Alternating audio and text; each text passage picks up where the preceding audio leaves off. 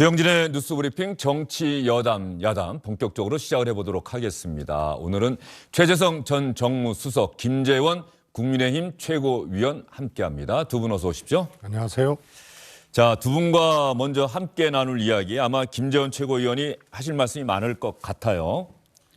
윤석열 국민의힘 후보, 국민의힘 경선 토론 과정에서 손바닥에 왕자를 쓴 사실이 공개가 되면서 이게 혹시 무속신앙과 관련된 것이 아니냐, 이런 논란이 한참 일었었죠. 물론 자신을 응원하는 동네 주민의 응원이었다, 이렇게 해명을 하고 가라앉는 듯 했는데, 계속해서 윤석열 후보를 둘러싼 이른바 무속 논란이 가라앉지 않고 있습니다. 최근에 민주당에서 국민의힘 선대본부는 무당 선대본부다, 이렇게까지 강하게 비판을 했는데요.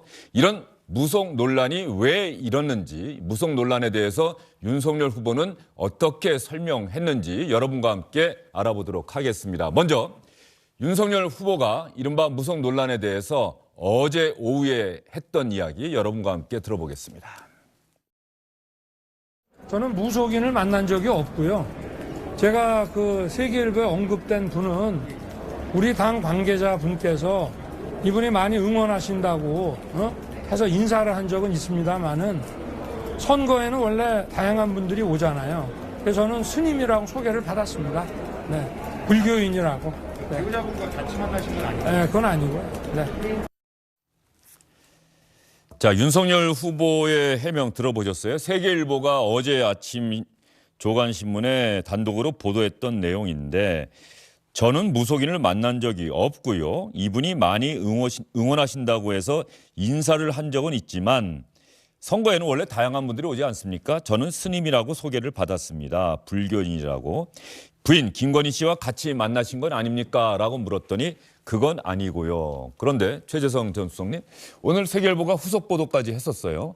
동영상, 이른바 네트워크 본부 지난 1일 새해 첫날 네트워크 본부를 윤석열 후보가 찾았을 때 이 문제가 된 이른바 건진법사라고 하나요? 건진법사가 윤석열 후보를 뭐 등을 두들긴다거나 안내를 한다거나, 영상 혹시 보셨습니까, 뉴스? 네네, 봤습니다. 있을 수 없는 일이죠. 사실 윤 후보의 얘기대로 캠프에 여러 사람들이 오고 그냥 소개받았을 뿐이다 이랬는데, 그때 보면은 그 본부장하고 있는 김모 씨 있지 않습니까? 그 전 청와대 그 춘추관장 출신인데, 거기도 막 이리 와보라고 부르고, 막 거기 그냥 소위 말해서 그 네트워크 본부 내에 그 소위 말해서 이제 리더, 좌우지하는 사람으로 화면만 봐도 다 알잖아요. 그런데 저렇게 얘기를 하는 거는, 하여튼 무속인이나 이런 뭐 도사들 얘기만 나오면은 제가 보기엔 윤석열 후보가 그냥 저런 식으로 자르는 것 같아요. 근데 지금 말도 사실관계를 좀 따져봐야 되는데요. 보도에 의하면 그 건진법사의 처남이 이미 작년 6월 29일부터 윤석열 후보를 수행했다는 거예요. 지금도 이제 수행팀에 있다는 보도예요. 그러면 윤 후보가 캠프에서 소개받은 여러 사람 중에 한 명이다라는 식으로 얘기한 거는, 그거는 앞뒤가 안 맞는 얘기죠. 그래서 정말 이 무소속 후보도 아니고 이 무속 후보가 돼서 되겠습니까? 저는 해명 자체가 이 사실과 좀 다르다고 저는 생각을 합니다. 그러면 무속인이 선거대책본부, 네트워크 본부를 가령 최재성 전 수석의 말씀처럼 뭐 주도를 했다, 그러면 그것이 어떤 점에서 왜 문제가 된다라고 생각을 하시는 겁니까? 아니, 문제 여부는 이제 두 번째 치고, 첫 번째로 그런 사실이 없다라고 하잖아요. 그 자체가 이제 거짓 해명일 가능성이 크다는 거고요. 그래서 꼭 무속인을 선거대책본부에 쓰려면은, 그리고 일을 하게 하려면은 떳떳하게 해야죠. 그 다음에 이제 무속인 자체의 어떤 그 뭐 우리 일반 국민들도 뭐 이렇게 이 무속인을 찾거나 뭐 이런 분들도 있지 않습니까? 네. 그러나 한 국가의 대통령이 되겠다는 사람을 무속인에게 의존하는 그런 형태의 존재가 돼서는 이거는 매우 위험하기 때문에 경계를 하는 것이죠. 그럼에도 불구하고 윤석열 후보가 무속인을 선거대책본부에 들여놓으려면 들여놓을 수 있는 거죠. 예.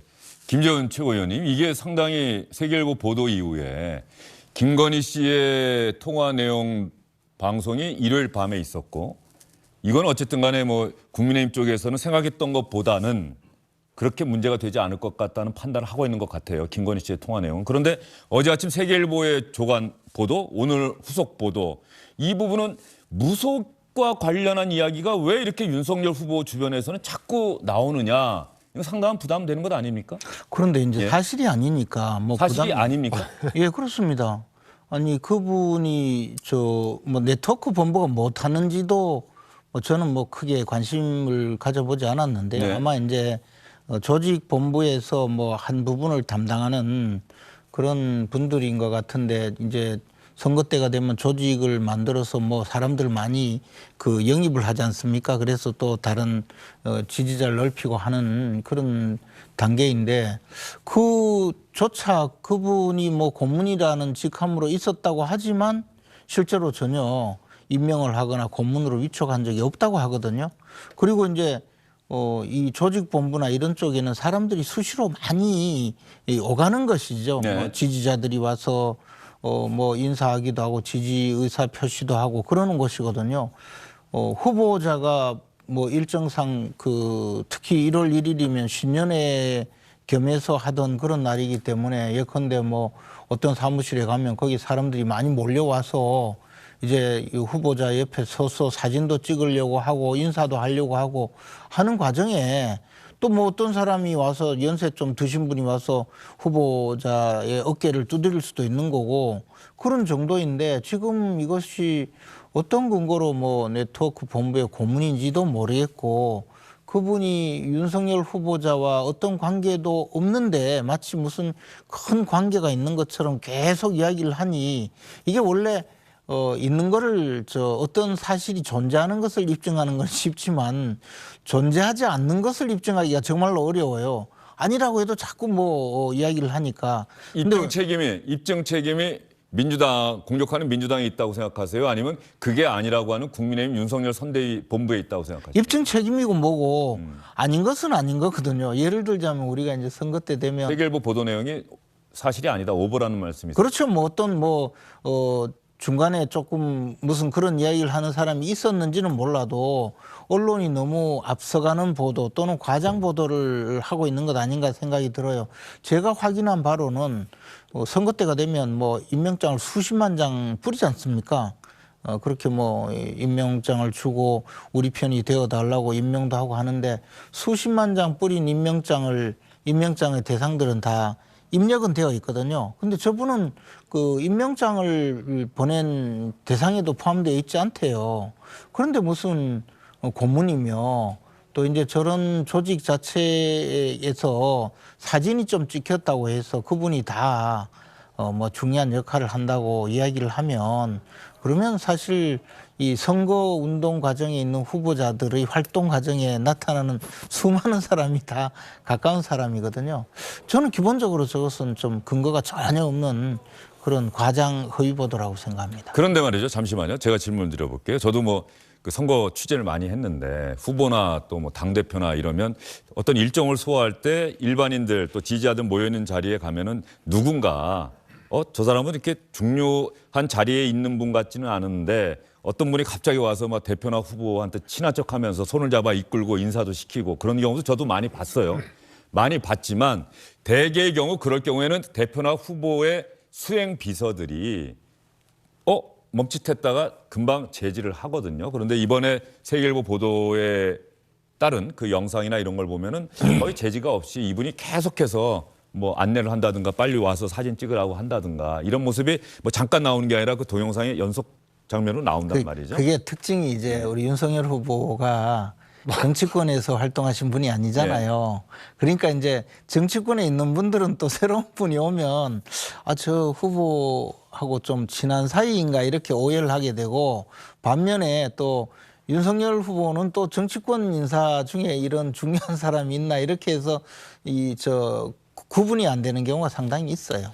좀 말씀하시기 어려우실 텐데 네. 굉장히 힘들어하시는 것 아니 같은데 왜 그렇게 이야기하세요? 아니 그 예를 들어서 김재원 최고님 같으면은 모르는 사람이 그것도 선거 캠프 안에서 대통령 후보가 오는데 손 이리 잡아 끌고 일리 와서 사진 찍으라 그러면 김재원 의원님 그 장면 그냥 놔두고 가서 찍고 시키는 대로 합니까? 아니 뭐 그래서 중요한 사람인 줄 알겠죠. 이거는 그냥 안다고 하면 되는데 임명장도 고문으로 위촉하는 근거도 남기지 않고 할 정도로 저간의 사정이 있다고 해석을 하는 게 더 맞는 거죠. 그다음에 그 부분은 해명을 해야죠. 그 진건법사의 딸이 지금 SNS 팀에서 활동을 하고 있잖아요.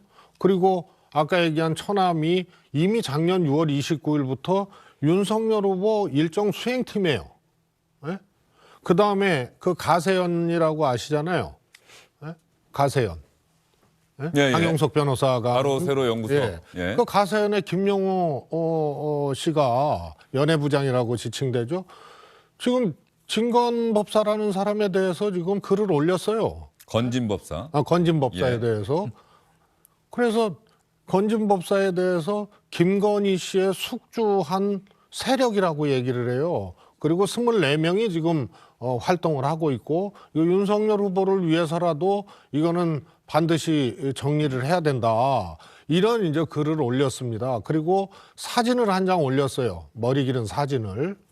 그래서 이런 정황이나 이런 것들이 고문으로 위촉할 근거를 남기지 않을 정도로 그 사람은 상관이 없다가 아니고 근거를 못 남길 수밖에 없는 그 공개적으로 활동을 시키면 되는데 그렇지 못하는 게 더 문제죠. 지금 말씀하신 것처럼 김용호 씨 참 가세연에서 이야기한 내용을 저희가 이 방송에서 다루기가 대단히 조심스럽긴 합니다만 뭐 어쨌든 간에 관련된 이야기를 했으니 이 부분에 대해서는 국민의힘이 사실이 아니라고 한다면 가세연에 대해서 법적 조치를 취할 것이라고 생각을 하고요. 김용호 씨의 주장인즉슨 주장입니다. 무당 세력이 윤석열 선대본부에 있다. 자기가 확인한 사람만 24명이다. 건진의 딸이 김건희 씨를 직접 수행하고 있고 건진의 친척이 윤 후보를 따라다니고 있다. 건진의 아들도 캠프와 관계를 맺고 있다. 조만간 구체적인 명단을 정리해서 올리겠다.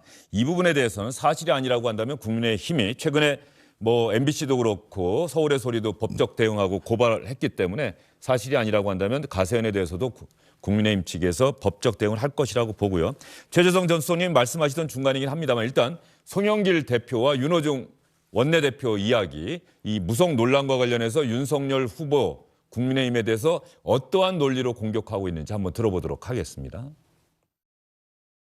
저는 이 위기의 순간을 극복할 수 있는 리더십은 구체적 위기를 스스로 본인 개인의 위기뿐만 아니라 성남시의 부채 부도 위기와 경기도 여러 가지 난제들을 풀어서 실적으로 능력을 입증한 후보가 절실히 필요한 때가 아닌가 생각합니다. 국가의 주요 의사결정을 무당과 이런 어떤 무속에 의존하는 이러한 국가 결정권자가 있다고 한다면 대단히 위험하고 불안한 일이 아닐 수 없습니다. 윤핵관은 무당이고 왕윤핵관은 부인 김건희였습니다. 윤 후보의 무당 선대본 실상도 속속 드러나고 있습니다. 최순실의 오방색도 울고 갈 노릇입니다. 선거 공식기구에 대놓고 무당을 임명할 정도면 이는 샤머니즘 숭배일 것입니다. 국민은 주술과 무당에 홀려 국사를 결정하는 나약한 지도자에게 단 한 표도 아까워하실 것입니다. 윤석열 집권 시 제2부속실을 폐지하고 제2무속실을 설치하는 것이 아니냐는 시중의 얘기가 결코 가볍게 들리지 않습니다. 이를 통제 못한 국민의힘 당도 구스의힘 당이라는 비판을 면키 어려울 것입니다. 자, 김재원 최고위원은 사실이 아닌 이른바 가짜 뉴스다라는 취지로 이야기를 했는데 민주당은 그 보도를 근거로 해서 이렇게 강하게 주장을 하고 있고 최순실 씨까지 비선실세 최순실 씨와 김건희 씨를 결부시키는 그러한 주장을 민주당이 펴고 있단 말이죠. 이거는 어쨌든 국민의힘이 아닙니다. 아니라고 하고 넘어가기에는 상황이 그렇게 녹록해 보이지는 않은데 말이죠. 뭐 녹록해 보이지 않을 게 뭐 있습니까? 아닌 건데. 근데 사실 민주당이 그동안에 김건희 대표에게 뭐 없는 죄 뒤집어 씌우려고 검찰까지 동원해서 오만 사건 다 일으켰지만 사실이 아닌 걸로 드러났잖아요. 지금 이 부분에 대해서 저희들도 강력히 대응을 해야 되겠지만 네. 1차 그 사실이 아닌 것을 계속 사실이라고 하고 헛소문을 퍼뜨리고 허위 사실을 자꾸 저렇게 이야기해도 진실의 힘은 강한 것이거든요. 이제 아마 저 곧 드러날 거예요. 저분이 또 가만히 있겠습니까? 뭐 무슨 소리가 그러면 있죠. 권진 법사 본인이 가만히 안 있을 거다. 본인도 뭐 무슨 예. 이야기를 할 거 아닙니까? 그러면 권영세 국민의힘 선거대책본부장의 이야기를 한번 들어보도록 하겠습니다. 네트워크 본부를 해체하겠다 이렇게 이야기를 했는데 한번 들어볼까요? 이 시간 본부로 소위 네트워크 본부를 해산합니다. 아시다시피 그 네트워크 본부는 후보의 정치 입문 무렵부터 함께한 조직입니다. 따라서 이 해산 조치는 당연히 후보의 결단입니다. 이유는 여러분 잘 아시다시피 그 네트워크 본부를 둘러싸고 후보와 관련해서 이 불필요한 그리고 악의적인 오해가 확산되고 있는 부분에 대해서 단호하게 이걸 차단한다는 의미가 있습니다. 아니 그게 보도가 사실이 아니면 왜 네트워크 본부를 해산을 하죠? 아니 근데 예. 사실이 아닌 것을 계속 퍼나르는 도구가 되니까 뭐 아예 존재 필요가 없는 것이죠. 그리고 사실은 그 정치권에서 그 선거 때가 되면 온갖 조직을 만들고 그 조직을 통해서 지지자를 모으는데 저런 오해받을 만한 조직, 오해받는다는 것은 어쨌든 그분이 아무런 어떤 제재도 없이 또는 걸러지지도 않고 후보 옆에서 마치 친한 척하는 아는 사람인 것처럼 하는 상황이 연출이 되었잖아요. 그런 것이 가능한 조직이라면 사실은 선거 때 별로 필요가 없는 것이죠. 그러니까 역할이 끝났다. 이제 그 해체해라. 뭐 그렇게 결정이 난 것 아니겠습니까? 어쨌든 윤석열 후보 최근에는 선거 과정에서 선거 운동 과정에서 뭐 교회도 열심히 나가서 예배도 보고 말이죠. 이런 모습을 보였는데 아마 경선 토론 과정에서 손바닥에 왕자 쓰여진 게 사실 저도 처음 봤고 많은 분들이 처음 봐서 그게 하나의 촉발점이 된 것 아니에요? 그때부터 윤석열 후보가 혹시 무속, 주술 이런 쪽에 관심이 있는 것 아니냐, 그쪽에 좀 의지하고 있는 것 아니냐. 또 그러다 보니 김건희 씨가 또 그쪽에 어쨌든 뭐 상당히 그 인간적인 관계를 맺고 있는 사람이 카더라라고 하는 이야기도 많이 돌고 있고 최근에 김건희 씨가 MBC가 공개한 통화 녹음 내용 중에 하나 보면은 저는 나이트클럽 같은 데 가지 않는다. 저는 시끄러운 거 싫어한다. 나는 영적인 사람이라 그런 시간에 차라리 책 읽고 차라리 도사들하고 같이 얘기하면서 삶은 무엇인가 이런 얘기를 하는 걸 좋아한다. 도사들하고라고 하는 또 표현이 보통은 잘 안 쓰는 표현이에요.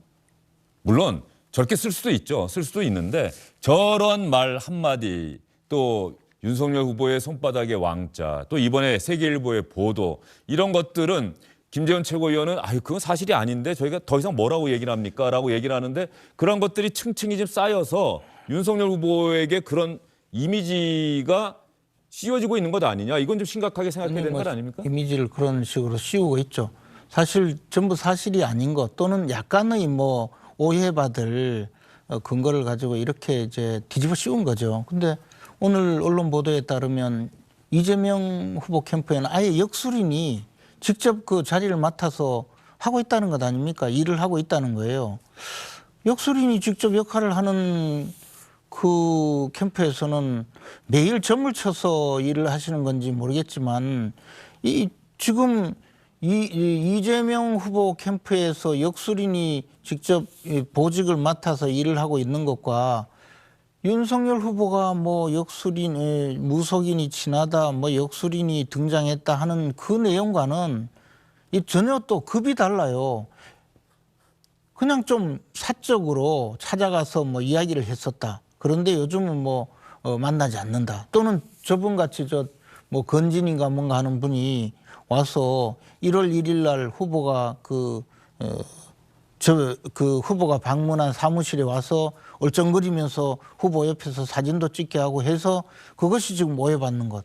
뭐 이런 것하고는 차원이 다르죠. 그런데 그것을 마치 자신들은 전혀 깨끗하고 관계없는 것처럼 하면서 상대방에게는 없는 죄도 막 뒤집어 씌우는 이런 방식이 저는 오히려 굉장히 잘못된 방식이라고 생각합니다. 김재현 의원님은 우선 사실관계를 분명히 해야 돼요. 지금 실제로 저런 정도의 상황이면 김재현 의원님 또 당에서 중요한 역할도 하고 계시잖아요. 그래서 이거를 시정하고 국민들이 불안하지 않게 그렇게 교정을 하는데 기여를 해야지. 이거 뭐 눈 가리고 아웅도 아니고 사실을 이렇게 호도하면 어떡합니까? 그렇게 김재현 의원님 말씀대로라면 세계일보나 이런 보도로 인해서 윤석열 후보가 입을 피해나 사실이 아니라면 그게 얼마나 큽니까? 그럼 이런 데 고발하세요. 하겠죠. 아니면 정정보도 요청하시고요. 기다려보세요. 못합니다. 뭘 못해요? 그리고 지금 무슨 이재명 후보 캠프에서 역술인이 보직을 맡았다고 하는데 무슨 보직이죠? 아니, 보니까 저희가 기사를 보고 있는데 말이죠. 여기는 본부장도 좌우지하는 사람이에요. 그 화면을 보시면 화면에서 건진법사라는 사람이 본부장도 좌우진하고요. 이 양반이 매일 밤 하늘로 가서 그 염라대왕 만나고 오느라고 피곤하다 그러는 사람이라는 거예요. 그 다음에 이런 얘기들이 또 사실보다 더 크게 번질 수도 있어요. 그래서 빨리 이것을 교정하고 차단할 생각을 해야죠. 예를 들어서 무정스님이 머리 길러서 건진법사라는 설도 지금 나돌고 있어요. 그러면은 그게 만약에 사실이라면 이런 얘기 나도는 것 자체가 이 바람직하지 않지만요. 사실이라면 윤석열 후보 해명은 또 뭐가 됩니까? 그래서 이쯤 됐으면 빨리 교정을 해야 되고요. 네트워크 본부라는 게 진건법사가 24명을 투입해 갖고 가동한 것이 아니라면 그걸 왜 해체합니까? 잠깐 왔다 갔던 사람인데 그러면 일했던 사람은 뭐고 후보를 위해서 뛰었던 사람들은 뭡니까? 그래서 그 말은 해체했다는 것은 진건법사의 사람들로 주로 채워진 것이 네트워크 본부가 아니라면 그냥 뜨내기처럼 왔다가 후보 팔도 잡아 끌고 사진 찍으라고 지휘도 하고 잠깐 왔다 간 사람 때문에 그걸 왜 해체를 합니까? 아니 근데 진건법사 그냥 왔다 간 사람이라고 해명하면 끝나는 거죠. 아니 해명을 그렇게 했잖아요. 근데 왜 해체를 해요? 그런데 이제 그런 건진법사입니다. 자꾸 건진법사. 이름은 좀 똑바로 하셔야지. 근데 아니 김건희 씨하고 또 헷갈릴까 봐. 그런데 어쨌든 저는 예를 들어 후보가 왔는데 사실상 관계가 없는 분이 와서 후보 옆에서 뭐 후보 등도 두드리고 하는 것을 그냥 방치할 정도의 수준의 조직이라면 그것은 없는 것이 맞다고 봐요. 그것은 빨리 해체하는 게 맞죠. 그 내부에서 그것도 못 걸러지는 조직이라면 예. 당연하지 않겠습니까? 이런 논란이 보도가 되지 않았으면은 항상 그런 거잖아요. 그냥 갔을 거 아닙니까? 모르니까요. 예. 보도가 안 됐으면 그냥 갔을 거 아니에요. 문제가 없다고 생각하고 이건 문제가 있다고 생각하니까 해체한 것이고 말이죠. 이런 부분에 대해서 김재현 최고위원이 뭐 말씀의 취지는 알겠는데 사안이 민주당이 저렇게까지 공세를 하면은 뭔가 심각한 사안인 것 같은데 김재현 최고위원의 말씀은 하는 네트워크 본부가 뭐 하는 데인지도 잘 모르겠고 심각할 일이 없는 것이 전혀 사실이 아니니까요. 예. 그리고 이재명 선대위의 역술인들 17명이 뭐 종교본부 본부장 아마 임명장을 받은 것 같은데 무속인과 역술인 다르죠. 어떤 차이가 있을까요? 역술인들은 아마 뭐 명리학 이런 거죠. 그렇습니다. 예. 이른바 이렇게 뭐 사주 이런 걸 보는 뭐 차이가 것이고 뭐가 있어요? 무속인은 어쨌든 신을 만난다. 뭐 신을 만나서 앞니를 예측하는 사람이고 역술인은 그러한 어떤 명리학이나 이런 사주 뭐 팔개 이런 걸 통해 갖고 앞날을 점치고 사주 보는 거 그런 거죠? 뭐 일종의 뭐 학문까지는 아니지만 뭐 학문으로 정리됐다고 주장하는 사람도 있고요. 아마 문제가 된 그분이 역대 대선 결과를 잘 맞췄다 뭐 이렇게 아마 소문난 사람인가 보죠. 그래서 일반 국민들이 그 정도는 알죠. 역술인하고 무속인의 차이는 알고요. 무속인도 또 여러 부류입니다. 근데 건진법사라는 사람은 산소를 가죽을 벗겨가지고 제물로 바치는 행사를 관여된 행사에서 했던 사람 아닙니까? 그래서 어떻게 보면 정상적이지 않은데 만약에 그것이 여당이든 야당이든 대통령 후보와 관여돼 있고 실제로 영향력을 행사했던 흔적들이 있고 앞으로도 그럴 거라 그러면은 그 불안해서 어떻게 합니까? 그래서 이런 일은 빨리 규명을 하고 저 같으면 네트워크 본부에 근무했던 사람들이 누군지 건진법사하고 실제로 관여가 돼 있고 건진법사가 데리고 온 사람인지 그런 걸 정리를 하고 김재원 최고님 말씀처럼 후보자 팔을 잡아 끌고 지나가는 사람이 잘 모르는 사람이 들어와 가지고 그것도 길도 아니고 선거 캠프 내에서 막 그렇게 설치고 하는데 그걸 가만 놔뒀다 그러면 그건 문책해야죠. 아니 거기 전 청와대 춘추관장도 있었더만요. 그러니까 문책에서 아예 없앴지 않습니까? 예. 집으로 보냈잖아요. 저기- 그보다 더 심하게 문책하는 방법이. 예. 그 조직은 필요하니까 근데 만들었을 거 아니에요. 역술인과 무속인이 다르면 그러면 이재명 캠프는 매일 점을 쳐서 운영을 하나요? 그렇지 저는 않죠. 그것도 예를 들어 궁금해요. 아니 그럼 축구인들 뭐 아니 저기 스포츠 저는 하는 그걸 별로 믿지 않는데 체육인들 특이 만들면 매일 운동하고 이재명 후보 선거 매일 운동합니까? 아침에 사주를 보고 운동을 하나요? 그런 식의 본인들의 아니, 제가- 저거는 굉장히 지금 위험한 거거든. 아니 우리는 관계 없는 거고 그쪽은 직접 캠프에 들어와서 일을 하고 계시니까 안 들어왔어요. 그분은 무슨 그건 일을 임명장 하시죠? 준 거예요. 예. 아니 그 보도에 의하면 임명장 줬다는 건데 역술인하고 무속인하고 차이도 모르세요? 아니 저는 뭐 별로 관계 없고 관심이 없는데 그것도 점치는 분 아닌가요? 그럼 이름을 또 왜 한자로 줬어요? 예? 예? 이름을 철학관 가서 지는 분들도 있고 그렇지 않습니까? 저는 우리 면사무소 호적계장이 지어준 이름이라서 잘 모르겠어요. 알겠습니다. 본인들의 허물을 그렇게 막 엉뚱한 걸로 갖다 붙이니까 아니 그게 아니고 좀 문제가 있는 저는 거죠. 좀 궁금해서 그래요. 뭘 궁금해요? 아니 서울대학 역술인- 나오시고 법률 가시고 역술이는 괜찮고 무속인은 뭐 우리는 별 관계가 야당의 아주 없다니까. 그 리더신데 뭐가 아니 우리는 궁금해요? 별로 관계 없으니까 그러는데. 역술과 샤먼도 구분을 못해요? 아니 역술이는 그러면 해도 괜찮은 겁니까? 매일 점치는가요? 저런 건진 법사와 같은 사람은요 소가죽도 산채로 베끼고 염라대왕도 그 소가 밤사이에 가만히 있겠어요. 소가죽 산채로 갔다 오는 사람이고 역술이는 그야말로 사주를 풀고 그러면 명리학을 하고 그러면 이런 저 거죠. 이재명 캠프는 토정 선생 얘기 못 들으셨어요? 그러니까 이재명 캠프는 매일 사주풀이해서 일을 하시는 모양이에요. 얘기했잖아요. 체육인들 체육특위 만들었다고 매일 수영하고 축구하고 하면서 시작합니까? 두 분이- 그건 하나의 이제 예. 직군으로 그렇게 간주가 되는 거죠. 알겠습니다. 두 분이 또 저의 존재를 오늘 또 잊으신 것 같네요. 예. 제가 이 자리에 앉아 있다는 거를 잊고 계속 말씀하시는데 어쨌든 좋습니다. 자, 정리를 한번 해보면 대한민국은 종교의 자유가 있어요. 뭐 기독교를 믿어도 되고 불교를 믿어도 되고 무속신앙을 믿어도 됩니다. 그건 다 개인의 자유인데 짧게 요약을 하시죠. 왜 무속신앙, 무속 논란이 윤석열 후보와 연관지어서 계속 논란이 되는 것이 문제냐? 왜 문제다? 저는 예, 스님들 예, 또 목사님들 예. 소위 말해서 일반 국민들이 정상적으로 종교 활동을 하는 그런 종교들도 성직자분들이 정치적인 사안에 깊숙하게 개입하는 것 자체가 그런 관계를 형성하는 것 자체가 썩 좋지를 않습니다. 자, 가령 이런 것이죠. 우리 후보를 위해서, 우리 대통령을 위해서, 우리 의원님을 위해서 뭐 하나님께서 은혜를 주시고 이렇게 기도하는 건 상관이 없는데 그렇습니다. 우리 후보님, 우리 대통령님 그 문제는 말이죠. 이렇게 하시면 돼요. 뭐 내가 뭐 응답을 받았습니다. 그렇습니다. 이렇게 예. 하는 거는 문제다. 그래서 종교가 정치, 특히 대통령 후보에게 영향을 크게 미치거나 국정 운영에 종교적 관점에서 한 성직자가 그렇게 절대적 영향을 미치게 되면 그건 바람직하지 않은 거죠. 그래서 그런데 이제 무속인이나 이런 경우에는 또 물론 이제 무속을 신봉하는 사람도 있고 믿는 사람도 있습니다만 그건 일반 국민들이 그냥 자기의 선택에 따라서 하는 것이고 정치인이 특히 대통령 후보가 샤먼에 의존해서 지배를 받거나 영향을 받거나 그러면 아무런 과학적 근거 논리적 근거도 없이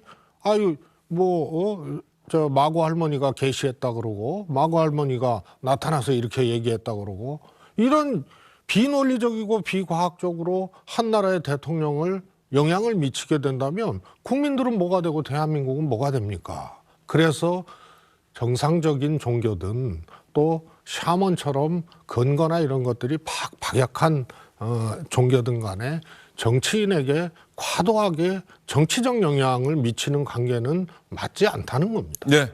이 부분에 대해서 뭐 하실 말씀 있습니까? 왜 문제냐라고 해서 최재성 수석이 이야기를 했어요. 그럼 김재원 최고위원은 그 문제라고 하는 데는 혹시 동의하시는지, 문제긴 문제인데 윤석열 후보하고는 상관이 없다는 건지, 그거 자체가 나는 문제가 안 된다고 보시는 건지?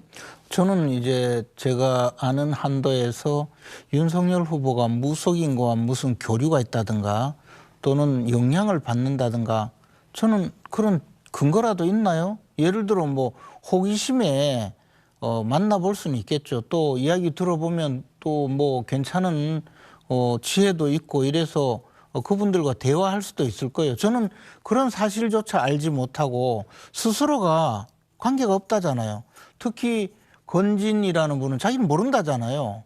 그런 상황인데 자꾸 마치 관계가 있는 것처럼 더 씌우고 그다음에 이런 분은 문제가 있고 특히 뭐 지도자로서 자질이 문제니 더 나가서 그 세계일보가 보도된 그게 걸 아니고 자꾸 논평을 이재명 후보조차 또 그런데 거들고 당대표라는 분, 원내대표라는 분들이 아무 근거 없이 언론에 난 것 가지고 기정사실화해서 이야기하잖아요. 그렇게 따지면 얼마나 또 우리 측에서도 이재명 후보에 대해서 비난하고 공격할 소지가 많겠습니까? 그러나 근거는 있어야 되거든요. 네. 이 문제에 대해서는 전혀 근거 없이 한마디만 할게요. 유승민 후보하고 경선할 당시에 천공스승 문제에 대해서 윤석열 후보가 정색을 하고 천공스승이 천공 선생이 무슨 사입이냐? 한마디가 아니고 유튜브 봤냐? 이렇게 정색을 하고 얘기를 했어요. 아니 그래 그분도 진건 건진법사 한 명뿐이 아니고요. 아니 그래 그분의조차도요. 천공스승부터 수십 명이 등장을 해요. 저는 뭐 천공이 누군지도 모르는데 아니 김재원 후보님은 모르고 윤석열 후보는 부인의 소개로 만났다고 아니 얘기를 그러니까요. 했고. 만나는 것이 뭐 그리 잘못이냐 이거죠. 그리고 그 사람을 마치 무슨 저 무당처럼 묘사해서 무당의 지배를 받는 것처럼 이야기하니까 그렇게 만난 사람 그런 분이 아니다. 그냥 뭐 생활의 지혜 이야기 좀 듣고 지금은 만나지 않는다.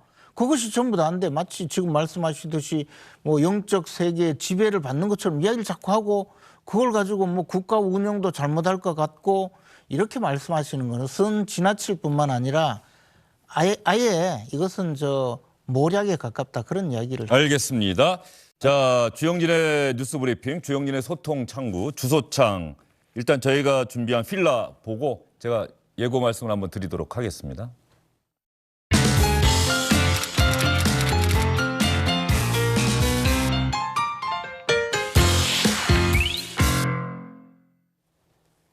주영진의 뉴스 브리핑 실시간으로 보시는 분들, 유튜브에 댓글 다시는 분들, 여러분들께서 오늘 최재성 전 수석, 김재원 최고위원 토론하는 과정에서 나는 이게 궁금하다. 나는 뭐 두 사람 중에 한 사람의 이 의견에 반대한다. 이런 게 궁금하다는 걸 댓글로 달아주시면 저희가 그중에 골라서 여러분을 대신해서 질문 드리고 답변을 여러분과 함께 듣는 시간을 만들도록 하겠습니다. 많은 분들의 참여를 부탁드리도록 하고요. 그러면 윤석열 후보가 아까 뭐 천공 스님 뭐 이야기하고 그러셨는데 말이죠. 이 손바닥의 왕자 관련해서 예전에 토론회 과정에서 질문을 많이 받았어요. 그리고 자신은 무속인과 무속신앙과 관련이 없다고 얘기를 했었는데 한번 들어볼까요? 동네 할머니인데 제가 몇 호에 사시는지 이름이 누구인지도 모르고 이분도 너무 좀 그 입장이 곤란한지 나타나질 않고 계십니다. 그리고 이 국정이나 공적인 일에 제가 지금까지 검사로서 해온 일들이 법정에 가서 철저하게 검증이 이루어져야 되는 그런 일들을 저는 해오고 사는 사람인데 그런 무속이나 이런 거로 어떤 판단을 하고 이러는 것은 그거는 제가 그동안 살아온 그 공직 경로에 비추어 봤을 때 그건 전혀 합당하지 않은 그런 얘기입니다. 네. 내가 살아온 경력, 인생을 돌이켜 봤을 때 그렇게 나를 결부시킨 건 합당하지 않다. 윤석열 후보는 이렇게 일축을 했는데 어쨌든 최근에 민주당은 무속 논란과 관련해서 윤석열 후보를 제2의 최순실 시즌2 뭐 이렇게 지금 묶어서 비판하려고 하는 움직임을 보이고 있고요. 여기에 대해서 국민의힘은 그게 아니다. 이거는 오보다. 이렇게 얘기를 하고 있는데 그러면 이재명 후보도 관련 질문을 받고 얘기를 했고요. 이재명 후보가 이런 얘기를 하자 이재명 후보가 영화 이야기를 했습니다. 아마 영화 하면은 많은 분들이 곡성을 떠올리실 것 같은데 말이죠. 그 조국 전 수석도 뭐 SNS에 그런 글을 올렸다고 하더라고요. 이재명 후보가 영화로 이렇게 윤석열 후보를 간접적으로 비판을 하자 권영세 국민의힘 선거대책본부장도 영화 이야기로 이재명 후보를 맞받았습니다. 한번 들어볼까요? 설마 저는 사실이 아닐 거라고 믿고 싶습니다. 제가 영화 좋아하는데 그 샤먼이 전쟁을 결정하는 그런 장면들을 많이 보지 않습니까? 21세기 현대사회 핵미사일이 존재하는 이런 나라에서는 샤먼이 그런 결정을 또는 그런 결정에 영향을 미치는 일이 절대로 있어서는 안 됩니다. 이재명 후보가 그 영화를 좋아하신다고 했던데 저도 굉장히 영화를 좋아합니다. 뭐 조폭 나오는 영화 이런 것도 굉장히 좋아하는데 그런 영화를 보면은 뭐 조폭들이 이 나라 그 정책을 좌지우지하는 뭐 그런 영화도 있습니다. 아수라 같은 경우에는 이 조폭들이 아주 뭐 전면적으로 어떤 안남시, 성남시하고 이름이 비슷한데 안남시의 시정을 제멋대로 휘두르는 그 과정에서 살인 범죄 같은 것도 서슴지 않게 벌어지는 그런 영화도 있습니다. 예, 이렇게 대선은 전부 아니면 전무의 싸움이다 보니까 대선에서 승리하기 위해서 나는 이렇게 하겠습니다를 이야기하는 동시에 상대 후보는 이래서 문제입니다. 대선에서 승리하기 위해서 그 간절한 마음들은 가능한 한 많은 사람들을 대선 캠프에 모시려고 하죠. 그러다 보면 이런 사람 저런 사람이 다 들어오게 되고 그러다 보면 늘 문제는 있게 마련입니다. 무속인들이 선거대책본부에 들어왔다. 역술인들이 들어왔다. 이거 늘 역대 대선 후보들마다 했던 일인데 이번엔 민주당은 윤석열 후보를 더 강하게 이 무속 논란과 결부를 시키려고 하는 것 같고 국민의힘은 여기로부터 윤석열 후보가 절대 아니다. 벗어나도록 애를 쓰고 있는 그런 분위기인데 말이죠. 김재원 최고위원 뭘 또 보고 있는데 말이죠. 근데 이게 자꾸 그렇게 말씀하시니까 조금 뭐 우스운 이야기이긴 하지만 문재인 대통령이 저 대통령 후보 시절에도요. 이렇게 보면 임명장을 그 김모 씨한테 줬는데요. 위 사람을 더불어민주당 제19대 대통령 선거 중앙선거대책위원회 국민공동체 특별위원회 전국 무속인 위원장으로 임명함. 이래서 또 이런 무속인 위원장으로 무속인 위원장으로 임명됐어요. 그리고 이분한테 또 그거는 저기 사실이 확인된 겁니까? 예, 그리고 이거 예. 또 민주평통 자문위원회 임명해서 표창장도 주고요, 이분한테. 근데 무슨 이야기냐면 직역으로서 이분에게 뭐 별로 영향을 받는 것이 아니고 무속인들이 전국에 많으니까 무속인도 우리 편이 돼야 되잖아요. 그래서 무속인 연합회장으로 임명한 것 전 충분히 이해가 가요. 그런데 마치 지금 말씀하시기를 무속인의 영향을 받고 뭐 지령을 받는 듯이 음습하게 이야기를 자꾸 하시는 것이 과연 검증이 된 것이냐. 저는 만약에 조금이라도 영향을 받는 입장에 있다면요. 나 그 사람 모른다든가 나 그렇게 결정하거나 그런 일을 한다고 그것을 부인하지 않을 거예요. 그렇지 않습니까? 근데 지금 전혀 관계가 없다고 하고 저는 뭐 그렇게 영향받는 사람이 아닙니다라고 이야기하는데도 막 뒤집어 씌워요. 지금 이제 뭐 선거가 얼마나 혼탁해지고 나빠졌는지 요즘 보여지는데 이제는 뭐 안 되니까 없는 죄 뒤집어 씌우다가 안 되니까 이제는 정말 없는 귀신도 불러가지고 막 뒤집어 씌우는 것 같아요. 귀신이 고칼 노릇이라 그러는 거예요. 예? 건진법사가 캠프 안에 들어와서 저렇게 설치고 다니고 본인의 딸 처남까지 후보 아주 가까운 거리에 수행케 하고 SNS 담당케 하고 또 건진법사뿐만이 아니고 뭐 후보도 만난 적이 있다고 인정을 했지만 아까 얘기한 천공 스승의 경우도 정색을 하고 그 사람이 무슨 문제가 있느냐는 식으로 유튜브 봤냐고 경쟁했던 유승민 후보한테 얘기하고 그래서 그냥 무속인, 유권자로서의 무속인을 상대하는 것이 아니고 영향을 미치고 있고 선거대책본부에 들어와서 주도적으로 일을 하고 있다는 것이 포착이 됐기 때문에 문제 제기를 하는 것이죠. 아니 근데 그러면 잠깐만요. 최재성 전 수석이 지난 대선 때 아마 역할을 하신 걸로 아는데 조금 전에 김재원 최고가 보여주면서 얘기했던 문재인 당시 대선 후보가 뭐 김모 씨를 무속인 위원장? 예, 무속인 위원장이 임명한다는 임명장 준 사실 그거는 기억하십니까? 양당에서 아마 다 할 겁니다. 제가 확인은 못하고 기억에는 없습니다. 그러면 최재성 전 수석이 지금 문제 삼는 거는 뭐 무속인이든 뭐든 선거대책위원회, 선거대책본부에 다 들어올 수는 있다.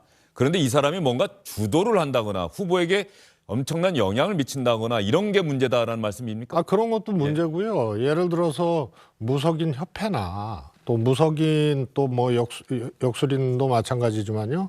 그 하나의 이제 일종의 이제 직업 분으로서 그렇게 오는 경우하고 후보하고 개인적으로 연이 돼서 와서 아주 중요한 일을 실질적으로 지휘하고 하는 거하고는 완전히 다른 거죠. 뭐 지금 민주당 당원들한테도 윤석열 후보의 임명장이 위촉장 내지는 임명장이 날라올 정도고 현재 공무원한테도 뭐 날라왔다는 보도가 있을 정도로 많은 임명장과 위촉장을 뿌리다시피 하지 않습니까? 네. 그것하고 이번에 건진법사나 윤석열 후보 주변에 소위 등장하는 연이어 등장하는 그런 소위 도사 무속인하고는 조금 다른 차원의 문제죠. 예. 뭐 제가 SNS에 친구가 많은데 민주당 이재명 선거대책위원회에서도 정의당 당원들한테 또 저 선거대책위원 임명장, 위촉장 보냈다고 제가 뜬 거는 봤어요. 이건 뭐 여야 막론하고 그런 일도 아니 뭐 그리고 그 이재명 후보는 뭐 얼마 전에요. 그 작년이죠. 벌써 7월 11일 날 황교익 TV에 출연해서 뭐 사주 보면 진짜 제일 잘 나온다는 이야기부터 사주 이야기 많이 했는데 지금 뭐 역술인이 캠프의 구성원이 된 것과 뭐 다 비슷비슷한 이야기를 지금 한 것 아닌가요? 근데 저는 이것을 유독 그 민주당이 지금 덮어씌우다 이제 할 거리가 없으니까 이제 귀신까지 불러오는 것 아닌가. 근데 이게 아닌 건 아닌 거거든요. 말씀하셨다시피 아닌 건 아닌 거죠. 네. 아닌 거를 그러나 자꾸 맞다고 민주당이 하면 제기했던 것이 아니고요. 세계일보 보도가 있었고 또 CBS 보도에서 항상 그 건진법사라는 사람이 관여한 행사에서 산소를 산채로 가죽 벗기는 행사를 또 보도를 했지 않습니까? 그래서 그것을 아니 윤석열 후보가 산소를 껍질을 벗겼습니까? 왜 그걸 가지고 이야기를 그렇게 하시는지 모르겠네요. 알겠습니다. 그런 일단 분들이 예. 네트워크 본부에서 예. 네트워크 본부가 영상 확인해 보셨잖아요. 그걸 춘추관장 출신들도 막 좌우지하고 그런 정도의 영향력을 미칠 정도라는 것이 확인이 된 거 아닙니까? 자, 여기까지 듣고요. 주영진의 소통 창구에 어떤 질문 들어왔는지 여러분과 함께 보도록 하겠습니다. 주영진의 소통 창구에 많은 질문들이 들어왔는데 말이죠. 제가 그냥 얘기를 해드릴게요. 박영이라고 하는 분이 이렇게 이야기를 했습니다. 이거 아까 얘기하신 건데 답변하셔도 되고 안 하셔도 됩니다. 아니라면서 네트워크 본부는 왜 해체하는 겁니까? 스스로 인정한 겁니까? 김재원 최고위원이 짧게 말씀해 주시죠. 그런 사람이 들어와서 얼쩡거릴 정도의 허술한 조직이면 없는 게 낫다는 거죠. 없는 게 낫다. 자, 김건희 걸고 넘어지기를 실패하니까 이번에 민주당이 무속인 프레임으로 전환하는 거냐. 이런 또 질문이 들어왔어요. 그건 민주당이 저 사실을 사전에 알았던 것도 아니고요. 이미 종합일간지에서 보도한 내용이고 또 방송에서 후속 보도, 또 다른 방송에서 후속 보도를 한 거고요.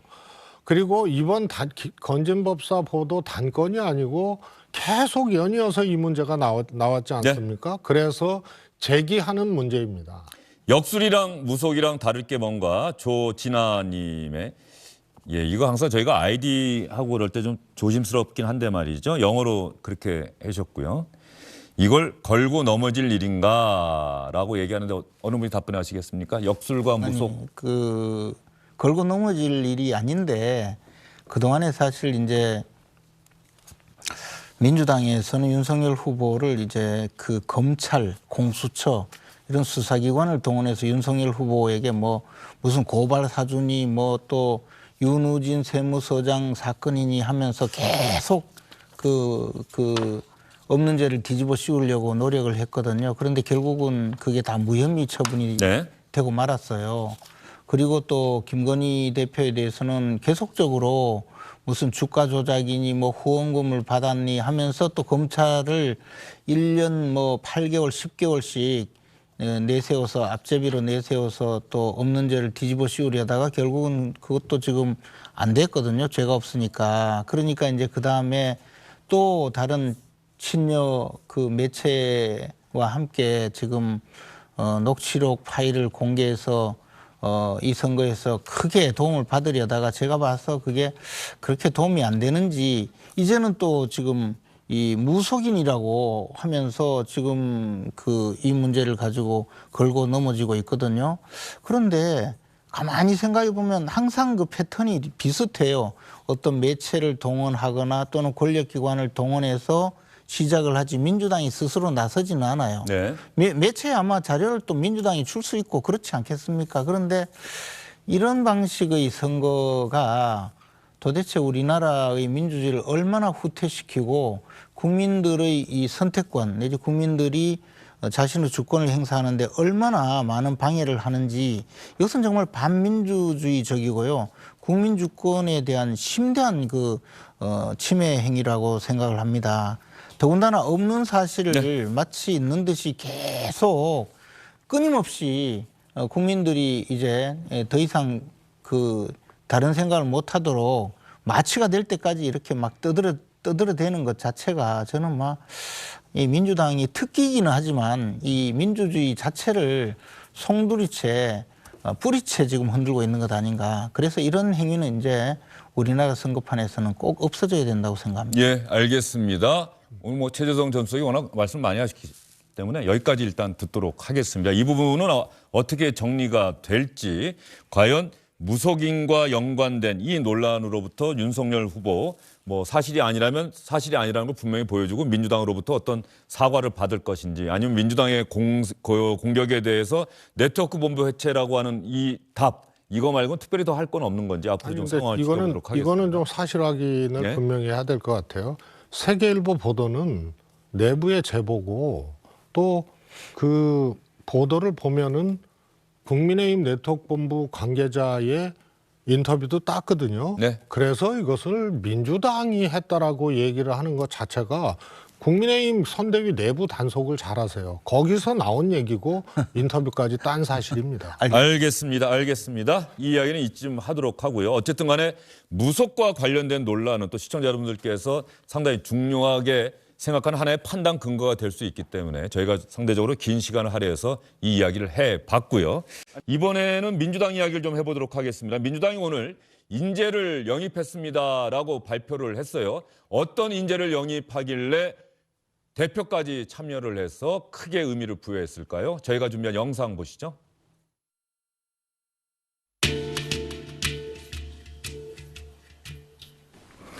공정언론과 국민의 알 권리를 위해 힘써오신 두 분의 방송 인재를 민주당에 모시게 되었습니다. 국민들에게 균형 있게 사실이 전달될 수 있도록 많은 역할을 해주실 것을 부탁을 드리겠습니다. 깨어있는 시민과 바른 정신을 가진 사람들이 보다 적극적으로 정치에 참여해야 된다고 생각합니다. 그렇게 해야 우리의 역사는 앞으로 발전할 수 있을 것입니다. 미력이나마 사기 민주정부 출범을 위해서 최선을 다하겠습니다. 지켜봐 주십시오. 비정규직 신분의 앵커로서 제가 겪고 아파했던 일들이 단순히 개인의 문제가 아니라면 우리 사회가 변해야 할 것이고 그 변화를 위해 비정규직 처우 개선 그리고 언론 개혁 등을 향한 길에 미력하지만 힘을 보태겠습니다.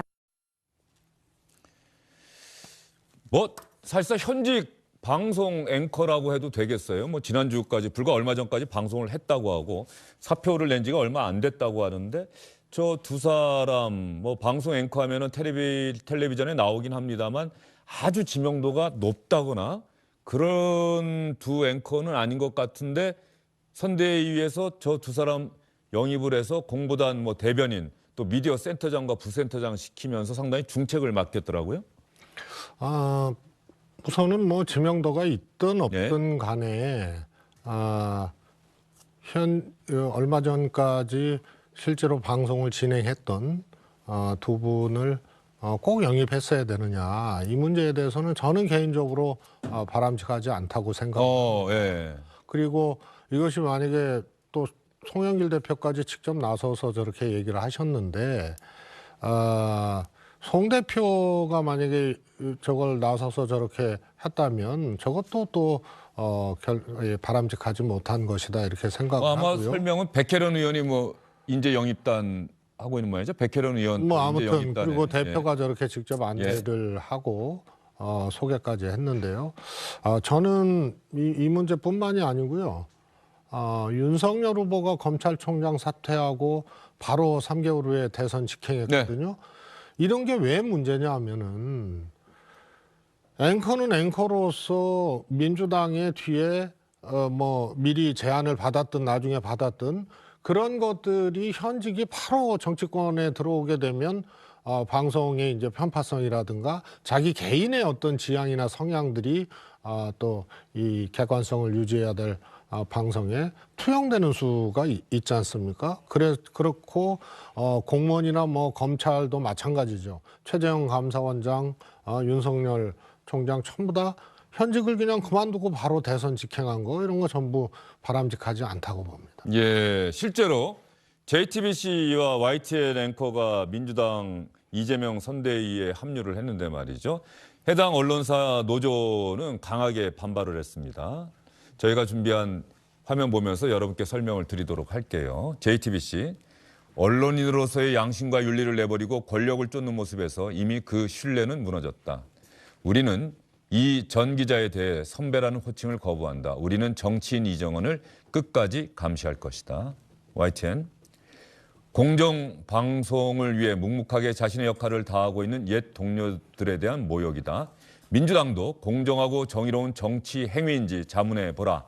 안규령 씨와 민주당의 이번 결정에 대한 철회와 사과를 요구한다. 자, 이런 노조, 자신들이 몸담았던 언론사 노조들로부터 비판을 받고 있어요. 민주당 이재명 선대위 합류에 대해서 두 사람은 또 어떻게 답변했는지 한번 들어볼까요? 고민을 거듭했고 우려도 잘 알고 있다. 팩트 중심으로 진정성 있게 국민께 잘 전달되게 노력할 것. 이재명 후보의 이야기가 잘 전달되게 노력할 것이라는 취지일 겁니다.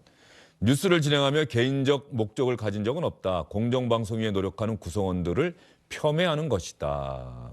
자, 김재원 최고위원은 이거 어떻게 보십니까? 근데 이제 공정방송이라는 이야기를 하는 것 자체가 좀 굉장히 역겹게 들립니다. 저렇게 캠프에 들어올 분이 공정방송을 거론하는 것 자체가 저는 좀 공정이라는 이름을 더럽히는 일이 아닌가 생각하는데요. 과거에 보면 민경욱 의원이 KBS 기자로 있다가 박근혜 청와대 청와대 대변인으로 간 데 대해서 민주당이 정말 불을 뿜었죠. 공격을 하고 며칠 동안. 그런데 사실 청와대 대변인으로 가는 것은 오히려 지금 이 선거판에 대선을 얼마 두지 않고 지금 캠프에 합류하는 것에 비하면, 그것도 그때 당시에 이제 민경욱 전 당시 기자가 문화부장으로 있다가 그때 언론계 내부에서도 강하게 비판을 받았던 게 아침 편집회의를 참가하고 참석을 하고 그 오후에 갑자기 이렇게 가니까 이건 해도 좀 너무했다는 얘기가 있었죠. 청와대라는 곳의 특성이 조금 인사가 조금 그렇게 돼서 보안을 지켜야 된다는 건 이해는 하지만 그럼에도 불구하고 좀 그건 그렇죠. 지나쳤다. 그래서 비판을 받았는데, 그러면 그때 좀 덜 비판하던 분들이 이런 짓을 하시면 그럴 수도 있다 싶은데, 선거라는 게 사실 도움이 되면 고양이 손이라도 빌린다고 하지 않습니까? 근데 아까 무속인 논란도 어떤 면에서는 그런 그렇죠. 볼 수 있겠죠. 저는 어느 정도 무속인 위원장 이해해요. 근데 이제 저렇게 무속인 위원장까지 임명해서 그 보도에 따르면 당선 기원 구술했대요, 그분이. 그리고 캠프에서 근데 그것이 맞는지 틀리는지도 모르겠는데. 아니, 그거 분명히 아셔야죠. 그렇게 사실이 아닌 걸 가지고. 보도에 비슷하게 나와 있어요. 아니, 어디 있어요, 그런 보도가? 그 보도 찾아보세요. 그러면 왜 찾아봐요, 제가? 나중에 한번 찾아보세요. 근데 어디 캠프에서 구술했다고 지금 말씀을 하신 거죠? 아니 분명히 당선 따지겠습니다, 기원구를 그거. 했대요. 캠프에서 한지는 모르겠고. 지금 그러셨잖아요. 그러면 취소할게요. 그러니까 근데 어쨌든 그러면 김재원 의원님 말씀 분명히 하시고. 아니 그래요. 그런데 이게 제가 보기에 뭐 그 정도도 저는 뭐 이해할 수 있어요. 그리고 또 이번에도 지금 뭐 기자가 두 분이 불과 뭐 일주일 전까지 회사에 있다가 사표 내고 이제 가셨다. 그것도 뭐 이해할 수 있어요. 근데 그러려면 제발 좀 자신들이 그 전의 발언을 한 번쯤 돌이켜봐야 되잖아요. 너무 심하지 않으세요? 그때는 뭐 완전히 불을 뿜고 상대를 공격하고 뭐 그렇게 하다가 내가 그 입장이 되면 아무런 뭐 양심의 끄리낌이나 또는 뭐 조금은 낯빛의 변화도 없이 지극히 당연한 양 그렇게 행동하는 것, 이것이 정말 역겨운 위선이죠. 지금 민주당에서 말이죠. 두 사람의 행보 관해서는 국민이 평가할. 제가 평가하잖아요. 자, 보면 말이죠. 예. 저렇게 얘기하는 게 어떤 면에서 보면은 좀 상당히 무책임해 보인다는 생각이 들어요. 그러니까 할 말이 없다라고 하는 뜻으로 받아들여지는 게, 아까 민경욱 전 의원이 청와대 대변인 KBS 부장을 하다가 청와대 대변인 갔을 때 당시 2014년 2월 민주당의 논평을 보면 민경욱 KBS 문화부장이 청와대 대변인으로 내정되는 과정은 권한 유착 정도가 아니라 공영방송에 소속된 언론인을 청와대 직원쯤으로 취급하는 것이다. 박근혜 정권의 언론 정책을 엿볼 수가 있다. 언론의 앞날이 캄캄하다. 자, 그런데 말이죠. 이러한 어떤 뭐 민주당의 비판 성명을 이제 이번에 뭐 이재명 선대위의 현직 앵커들의 합류에 겸주어서 빗대서 다시 한번 스스로를 좀 돌이켜볼 필요는 당연히 있다고 생각합니다. 그런데 역대 정권, 민주당 정권이든 국민의힘 정권이든 말이죠. 여러분 기억나십니까? 일단 문재인 정부에서는 현직 언론이 청와대 대변인 국민소통수석 들어가고 그랬거든요. 당장 기억나는 게 제가 화면에 준비가 돼 있을 거예요. 강민석 청와대 전 대변인 직전까지 중앙일보 기자였습니다. 중앙일보 기자하다가 청와대 대변인 갔죠. MBC 출신의 윤도한 국민소통수석, 얼마 전까지 MBC에 몸담고 있다가 사표 내고 얼마 되지 않아서 바로 청와대 국민소통수석 갔고요. 한겨레 신문 출신의 여현호 국정홍보비서관, 예, 여현호 국정홍보비서관은 본인이 또 기자 시절에 언론인들이 청와대에 가고 이런 걸 본인이 사설에서 강하게 또 비판을 했던 인물이어서 여현호 비서관은 스스로를 돌이켜봐야 된다는 얘기를 많이 들었었고, 또 잘 알고 계시는 것처럼 김의겸 의원도 한겨레 신문 49 반년 후에 청와대 대변인했고요. 국민의힘 쪽에서는 민경욱 청와대 대변인, 그 다음에 정영국 청와대 대변인, 예, 바로 민경욱 대변인에 이어서 했었죠. 네. 예, 그리고 예, 여러분 혹시 기억나십니까? 윤창중 박근혜 정부 초대 청와대 대변인 윤창중 씨는 봤더니 기자하다가 청와대 들어갔다가 또 기자하다가 청와대 들어가고 상당히 인생이 예, 기자와 청와대 뭐 이른바 권언을 마음대로 왔다 갔다 한 인물인데, 이렇게 역대 정부들이 그럼 그 언론인들이 문제다 그러면 그 언론계에서도 뭐 할 말은 없겠습니다만, 역대 이 정권이든 저 정권이든 왜 이렇게 언론인들, 현직 언론인들을 자꾸 영입하려고 하는지. 근데 뭐 그 언론인들이 네. 이제 언론이나 또 국민들과의 교감하고 소통하는 데는 아무래도 또 남다른 또 능력이 있고 하니까 그분들의 도움을 받아서 이제 청와대 운영을 하는 네. 그런 입장에서 필요하다고 생각하지 않겠습니까? 뭐 그래서 저는 어느 정도 이해할 수도 있다고 봐요. 그런데 이제 선거 캠프에 저렇게 가면 이거는 이제 한쪽 편을 들고 있다가 암약하다가 이제 선거 캠프로 옮긴 거죠. 선거를 앞두고. 아까 우리 최재성 의원님 말씀하셔가지고 제가 찾아보니까 언론에 그냥 이렇게 나와 있어요. 하태경 의원의 그 페이스북 기사에 이제 무당이 굿하는 사진까지 이렇게 올라 있는데요. 여기에 하태경 의원의 발언이에요. 문 대통령은 이분을 평통자문위원으로 위촉하고 표창장까지 수여했다. 지난 18대 대선에서 문재인 시민 캠프는 문 후보 당선 기원 9까지 지낸 바 있다. 예, 5년 전 이야기다 이거죠. 뭐 근데 5년 전 이야기다 어쨌든 이거죠. 예. 뭐 이것도 한번 확인해 보세요. 굿하셨는지. 근데 저는 그게 아니고 아니 뭐 우리 하태경 의원님이 직접 한 것을 다른 언론사에서 지금 보도를 했거든요. 예. 그런데 이거 하태경 의원의 주장을 보도한 거예요. 어쨌든 그러니까 그만큼 하태경 의원께서 그럼 뭐 전혀 없는 사실을 이야기했을 리는 없다고 봐요. 근데 그만큼 좀 제발 이거 있잖아요. 다른 사람 비판할 때는 악다구니 끝이 달려 들어가지고 자기들은 깨끗한 양 이야기하면서 나중에 보면요 더해요.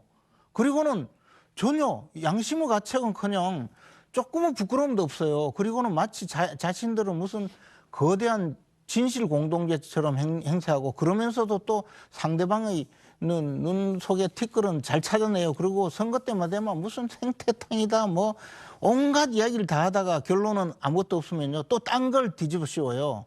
지금까지 그래 왔잖아요. 이번 대선 한번 생각해 보세요. 그리고 과거에도 보면 늘 뭐 김대엽 사기꾼 김대엽을 내세워서 그 선거판을 어지럽히고 또 뭐 기안건설 사건 온갖 것 다 했잖아요. 결국에 지금까지 와서 민주당이 한 게 뭡니까? 알겠습니다. 정치공작이나 흑색선전 그리고 나서 자 잠시만 제가 정리를 할게요. 잠시만요. 김재원 최고위원이 그 말씀을 하셨는데 같은 분량만큼 최재형 전 수석에게 시간을 드릴 것이고요. 저희는 지금 언론인들을 이재명 선대위에서 합류시킨 거에 대해서 얘기를 하고 있기 때문에 다시 그리로 돌아가겠습니다. 우선요 이 방송에서 자신이 입증하지 못하는 것에 대해서 실시간으로 검색하고 그리고 그걸 갖고 주제와는 또 다르게 또 얘기하고 이런 식의 진행이 되면 저도 그러면은 지나간 얘기지만 김재원 의원님이 거짓말한 거나 잘못한 것에 대해서 이 자리에서 검색하고 얘기를 해야 되는 거 아니에요? 그래서 저는 검색 안 합니다. 두 분 그리고 하태경 의원이 두 분이 합의하시면은 전화기를 못 갖고 얘기할까요? 하태경 의원이 구술했다고 주장한 것에 대해서 제가 확인할 방법이 없어요 지금. 그러나 우리 캠프는 그럴 리가 없어요. 어떻게 캠프에서 구술합니까? 제 기억으로는 그때 기사가 제 기억입니다. 하태경 의원의 그런 지적에 대해서 우리도 반론을 했던 적이 있었던 것 같고요. 그거는 정상적이라면 어떻게 대통령 후보 캠프에서 구술합니까?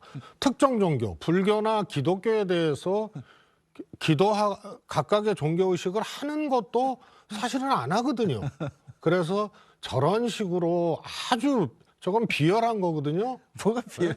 한쪽의 기사를 가지고 그런데 지나간 얘기를 지금 검색해서 끄집어내서 저렇게 하는 거는 김재원 최고위원님 원래 본성이 그런지 몰라도 그거는 반칙이에요. 그게 아니고 그래서 진행을 오늘 기사예요. 오늘 기사. 앞으로 검색할 수 있게 그렇게 진행을 해주시든지 아니면 검색할 수 없게 해야지. 제가 무슨 내가 만물 박사도 아니고 알겠습니다. 저런 식으로 해가지고 최재성 전 수석님 제가 뭐 검색하지 못하도록 하지는 않았죠.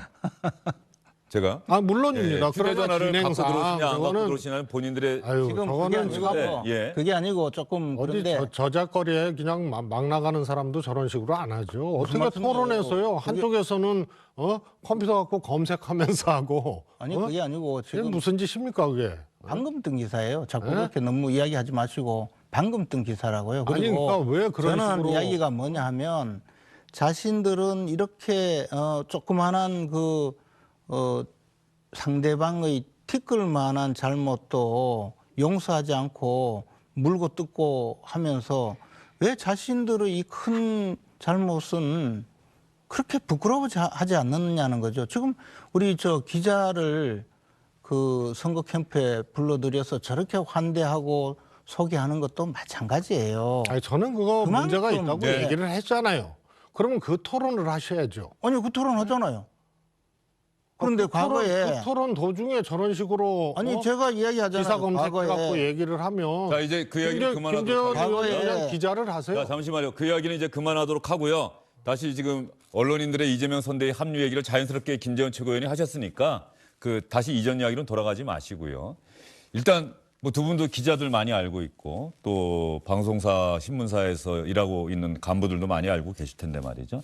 항상 그런 게 있어요. 대한민국은 또 직업 선택의 자유가 있는 나라예요. 그런데 언론이라고 하는 특성이 있죠. 특히 정치 선거나 이럴 때는 공정해야 된다라고 하는 게 정말 중요한 하나의 큰 기준인데 저렇게 특정 캠프에 가버리게 되면 그동안 그 앵커가 했던 뭐 앵커 멘트라든가 기자가 썼던 기사가 다시 새롭게 보게 되잖아요. 아, 저 사람이 이걸 이렇게 썼는데 이게 알고 봤더니 뭐 민주당에 가려고 그랬구나.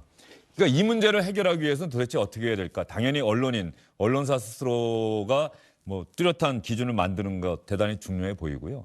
뭐 통상적으로 언론인들 영입한다 그러면은 현직 언론인 영입 많이 하셨어요. 그래도 좀 그만둔 지 꽤 시간이 흐른 언론인들 영입. 저는 현직 언론인을 한 적이 없고요. 제가 영입 예. 작업했을 때는.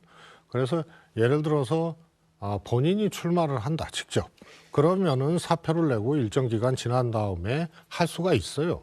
그런데 이거는 대통령 후보 캠프고 또 뭐 저는 청와대에서 현직 언론을 일정 텀을 두고 뭐 홍보수석이나 이런데 할 수밖에 없는 저간의 사정들은 좀 있다고 봐요. 그러나 선거 캠프에서 현직 언론인을 바로 영입을 해서 그걸 선거를 뛰게 하고 후보를 위해서 일하게 하는 것은 몇몇 직군들이 있습니다. 언론은 공정해야 되기 때문에 네. 안 되는 거고요. 그다음에 검사 판사도 마찬가지거든요. 그래서 그 기준이 그동안 있어 왔던 건데 저런 게 자꾸 허물어지는 것은 바람직하지 않다고 봅니다. 김재원 최고위원도 뭐 민주당이 또 정권을 재창출하든 국민의힘이 정권을 잡든 또 새롭게 청와대 진영 꾸린다거나 다음 총선에 또 외부 인재 영입한다거나 할 때 뭐 언론인들을 영입할 수 있는데 또 언론인들이 갈 수는 있어요. 그런데 그 기준이라는 게 있어야 될 것 같다는 생각이 드는 거죠. 그래서 이제 기준을 마련하기가 네. 좀 쉽지 않는 것이 뭐 대선 캠프라는 게 선거 캠프라는 게 무슨 뭐 큰 자리를 주고 봉급도 주고 이런 직업을 직업을 구하는 뭐 그런 정도라면 약간의 제재 수단이라든가 뭐가 있을 수 있지만 이건 뭐 사실은 자원봉사거든요. 기존에 있는 그 좋은 직장을 버리고 지금 그 선거 캠프로 가서 뭐 아마 틀림없이 무보수로 일할 겁니다. 교통비도 자기 교통비를 들여서 일할 그런 자리이기 때문에 어떤 방식으로 법적인 제재를 가하는 것은 저는 좀 어렵다고 보고요. 네. 다만 언론인들 스스로 지금 뭐 노조에서까지 저렇게 성명을 발표할 정도라면 언론인들 스스로 자율적인 규정을 좀 두는 것은 필요하지 않을까 생각합니다. 그게 참 애매하죠. 6개월이냐, 1년이냐, 뭐 3개월이냐. 뭐 가령 판사나 이런 데는 지금 보면은 저 청와대나 이런 데는 그만두게 되면은 다른 어떤 회사 취직하는데 일정 기간 못하도록 하는 규정이 있죠. 청와대뿐만이 예. 아니고요. 고위공직자들이 그런 규정들이 있죠. 근데 예. 오히려 또 언론은 또 그런데 또 민간의 영역이라고 하는 측면이 있고요. 예. 오히려 제가 보기에는 뭐 캠프에 저렇게 나와서 완전히 이제 전업으로 뛰는 사람은 그래도 괜찮은데 현직 언론인을 하면서요 사실상 캠프 일원처럼 또 돕는다면 그게 더 문제 아니겠습니까? 그거 사실 언론이라고 부르면 안 되죠. 그렇죠. 근데 뭐 그런 경우도 예. 있을 수 있거든요. 근데 요즘은 근데 언론에 대한 그 기본적인 개념과 정의가 많이 달라진 듯한 느낌이 들어서 뭐 저도 이런 말씀드리는 건 대단히 조심스럽긴 합니다만 어떤 사안별로 시시비비를 가린다라고 하는 건 대단히 중요하지만 정파적 진영의 논리를 일방적으로 따라하고 그쪽을 지지하는 논리대로 한다. 그러면 최재성 전 수석도 그건 공정하지 않다고 생각하실 거 네, 아니에요? 네, 그렇습니다. 아니 그 더군다나 무슨 뭐 사실 과연 우리가 말하는 언론인을 어디까지로 해야 될지 이제 그 경계도 허물어져서요. 예컨대 지금 뭐 민주당에서는 계속 그 기자라고 표현을 하시던데 이번에 그 김건희 씨 관련 녹취를 그 계속 또 딴 얘기. 아니 그게 아니고 따서 네. MBC에 넘긴 그 이모 씨를 기자라고 하잖아요. 그리고 뭐 언론 취재윤리라고 이야기하는데 그런 분까지 다 언론인이라고 만약에 기자라고 한다면 그분은 뭐 그냥 정치적인 중립성은 애당초 관심이 없는 분이잖아요.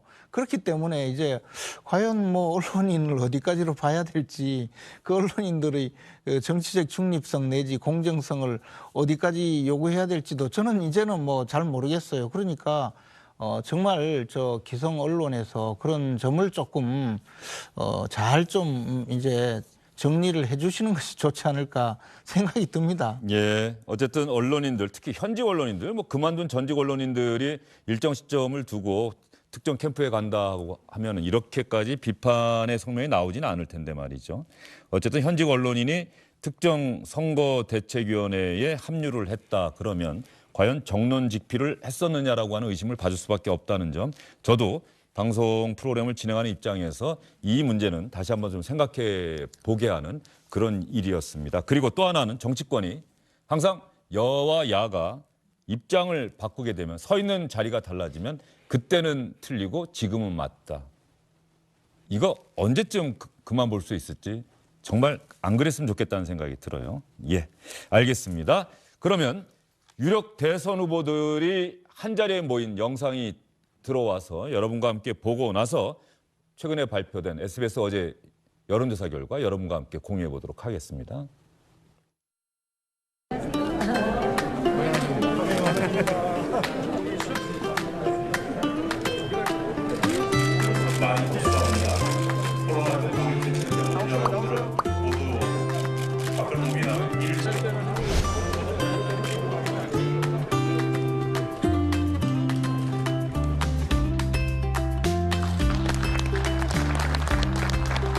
제 뼈와 제 살과 제 피를 만들었던 대구 경북이고, 또 제 조상들의 영혼이 숨쉬고 있고, 고향 선배님들 이렇게 만나 뵙게 돼서 정말로 반갑고, 저 역시도 대구 경북 출신이라는 점에 대해서 정말로 큰 자부심 가지고 살고 있습니다.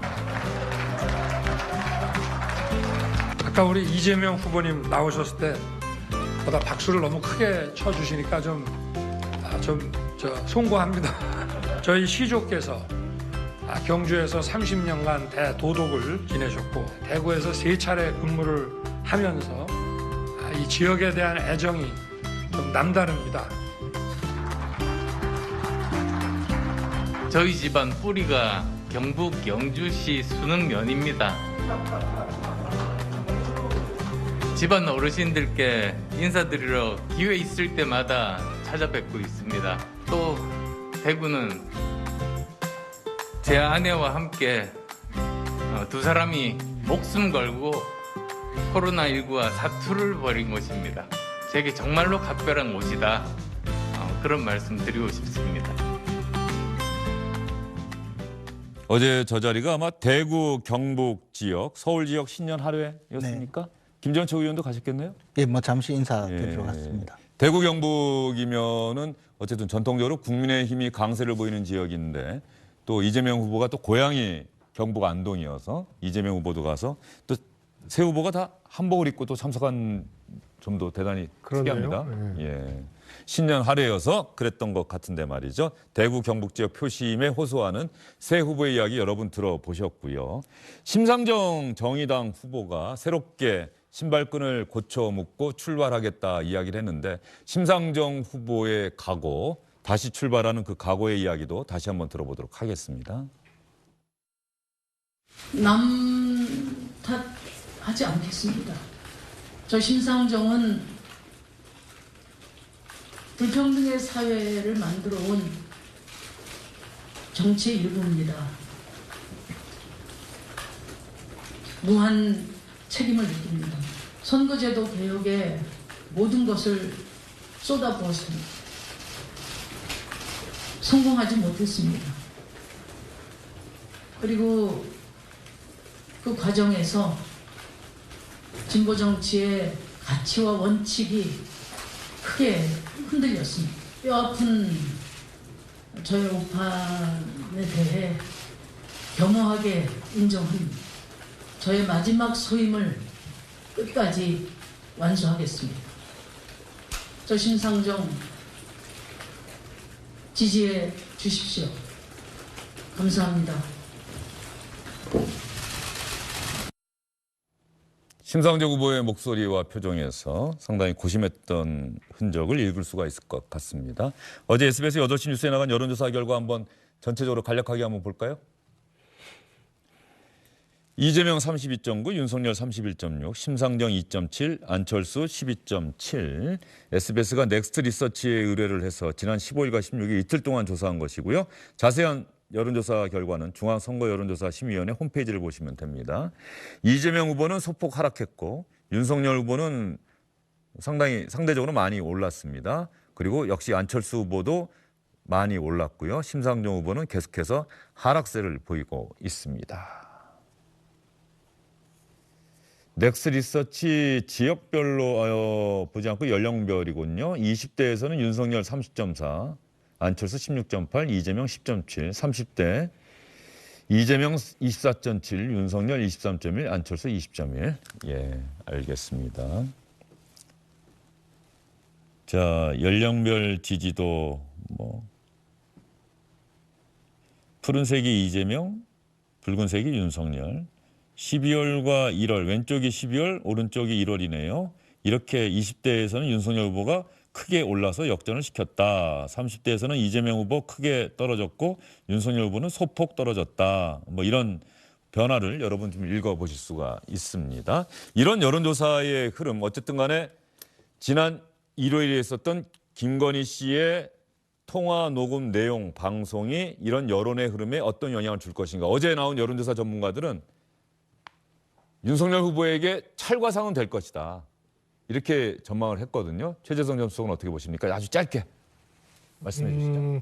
우선은 이제 후속 보도가 또 있다는 거 아니에요? 두 번째 네. 보도가. 그래서 저게 사실 막상 그냥 실시간으로 들을 때는 소위 말해서 이제 이 결정적인 한 방이라고 얘기하는 이제 충격이나 뭐 좀 조금 이렇게 선정적인 뭐 그런 내용들을 기대했던 분들에게는 별거 아니다라는 이제 반응이 있을 수도 있고요. 그러나 이거는 대통령 후보를 뽑는 과정에서 그 배우자의 문제이기 때문에 그 뒤로 문제 있는 발언들, 문제 있는 생각들이 이제 후속적으로 이렇게 회자되고 드러나는 과정이기 때문에 반영이 될 수 있다고 봅니다. 조사상에. 네. 그러나 일요일 날 방영을 하고 저게 바로 조사를 했기 때문에 반영이 안 됐을 수는 있죠. 예, 김재원 최고위원은 어떻게 보세요? 뭐 하여튼 저희들로서는 좀 당혹한 입장이긴 한데요. 사실 그 내용이 전부 다 사담을 공개해서 네. 그것을 또 악의적으로 또 왜곡해서 지금 문제를 삼는 과정이거든요. 단기적으로 저희들은 이 문제에 대해서 사실관계 자체에 대해서는 좀 해명을 해야 하고, 그러나 대부분의 경우에는 사실 그냥 사과하고 국민께 송구하다는 말씀을 드리는 것으로 지금 방향을 잡고 있습니다. 그래서 딱히 더 저희들이 이야기를 하면서 이 문제를 거론해서 어떤 조치를 할 수 있는 상황은 아니라고 봅니다. 알겠습니다. 이번 주 일요일에 후속 보도가 있다고 한다면 또 그 보도를 보고 그 내용을 보고 아마 여론이 반응하지 않을까 싶습니다. 두 분 긴 시간 수고 많으셨어요.